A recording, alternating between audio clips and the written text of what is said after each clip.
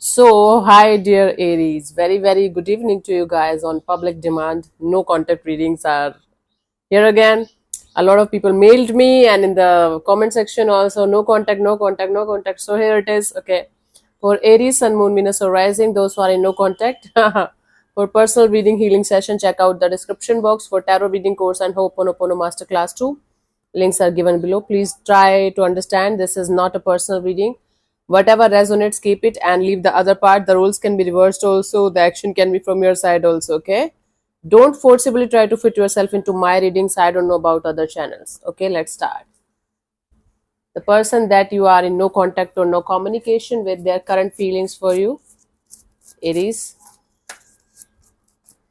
The person that you are in no contact or no communication with you, their current feelings for you right now at this present moment are.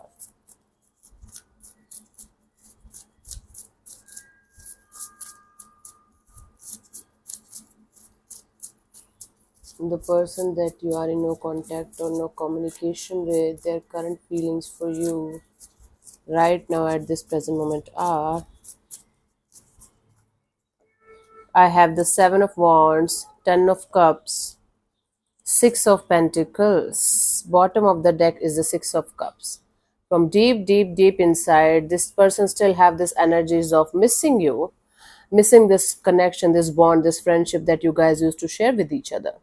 When it comes to the conscious level of energies, like consciously what they're feeling, like, yeah, conscious feelings are also there. What I'm going to allow myself to feel. Seven of Wands, Ten of Cups, Six of Pentacles. They feel like there's no possibility of this connection to become something beautiful, something long term, something committed. So, what is the use of even thinking about it, going in this direction? They feel like there's always lack of equal give and take of energy. There are always fights and issues and conflicts and chaos in the situation. This situation is always out of balance. So what is the use of even opening up or thinking about the situation? So they still feel the connection, they still feel the bond, and they still have nostalgia regarding the situation. Nobody is dying, nobody is crying, nobody is chasing here. They feel the feelings, they have these energies towards you of love and respect, and mostly the friendship that the bond that you guys used to share with each other. But when it comes to this energy of moving forward, they feel like this is highly imbalanced kind of situation, and they should protect themselves from going in this direction, because at the end of the day they are going to get hurt only. Let's see what this person wants from you, from this situation, their intentions.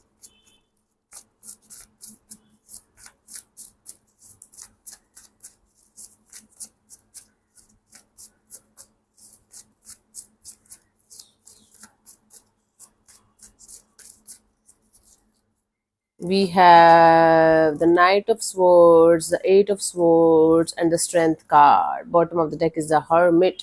They want to maintain the no contact. They want to maintain the silence that is happening in this situation.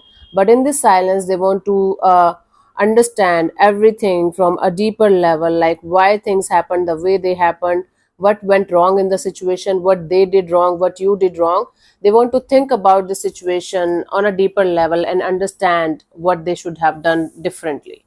Now, on a conscious level of their intentions, they just want to run away from the situation, because whenever they think about the situation, it gives them a lot of overthinking, negative thinking. They start feeling like they are in some kind of mental jail, and no matter how hard they try to break that jail, they are not able to do that.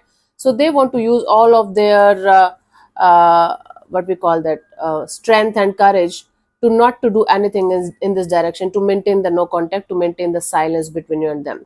This is what their intentions are. So they do feel nostalgia from time to time, but they see this situation as something that there's no future in this direction, in this dynamics between you and them.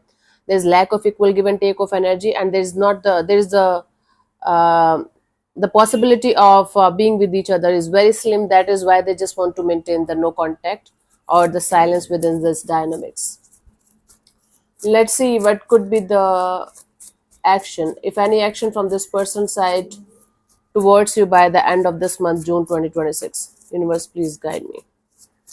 Any action from this person's side towards Aries, if any, by the end of this month, June 2026. We have the Justice, the Six of Wands, and the Knight of Wands. Bottom of the deck is a Ten of Swords. Something is going to make them feel that defeated, or they are going to feel betrayed by something else or someone else. Maybe something is going to trigger them. This trigger the energy of at least setting things right with you, doing justice with you with this situation. It's like if you guys are going through some kind of courtroom drama, definitely there is communication happening. Definitely you guys will be able to connect with each other again and talking about stuff. If not, something is going to trigger this person, something or someone is going to trigger this person to contact you.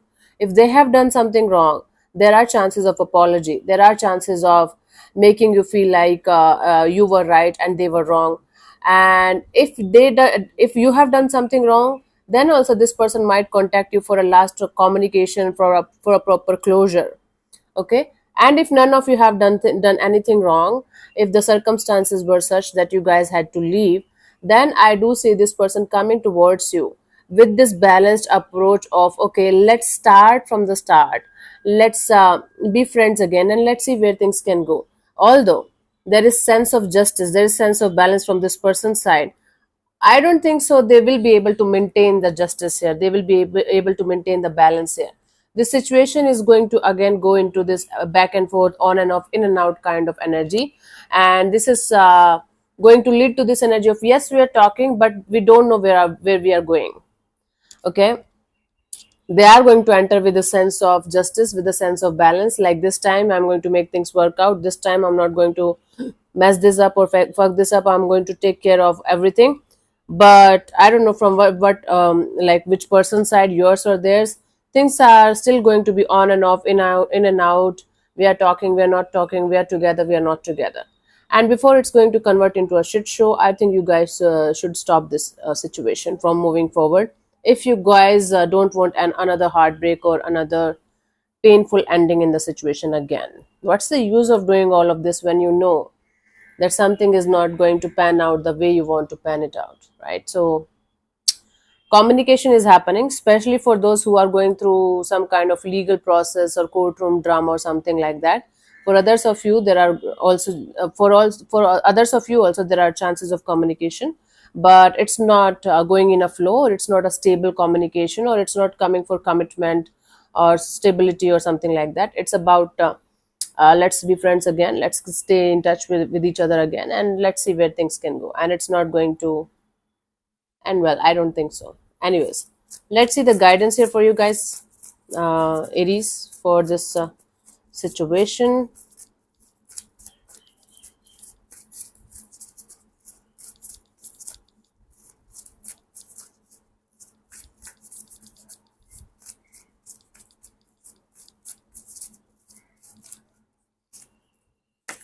Mm-hmm.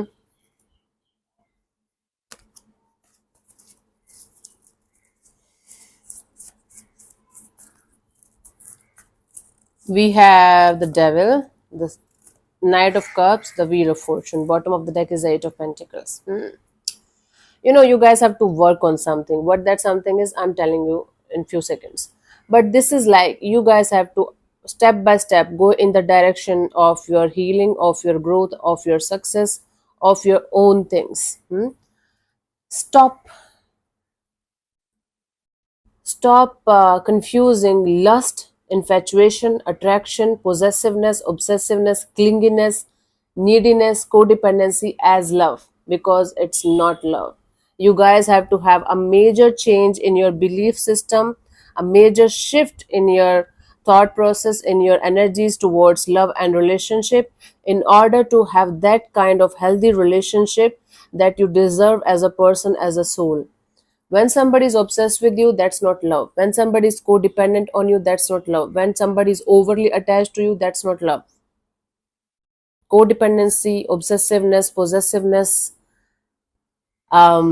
over attachment, relying on each other for even breathing, that's not love. That's codependency. That's unhealthy attachment. That's toxic. Okay, that's just lack of self-worth and self-love. So you guys have to understand the meaning of getting breadcrumbs in love, getting one day somebody's giving you all the attention, another day they don't even know about your existence. That is not love.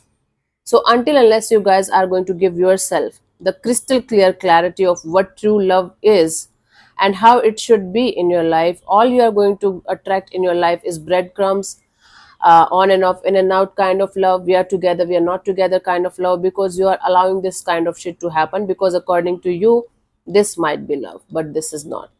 Healthy love is very boring. It's not about the films that we watch, it's not about the novels that we read, it's not about every day somebody is giving you flowers, giving you horse ride and everything and like that. Nope. It's like we staying with our parents.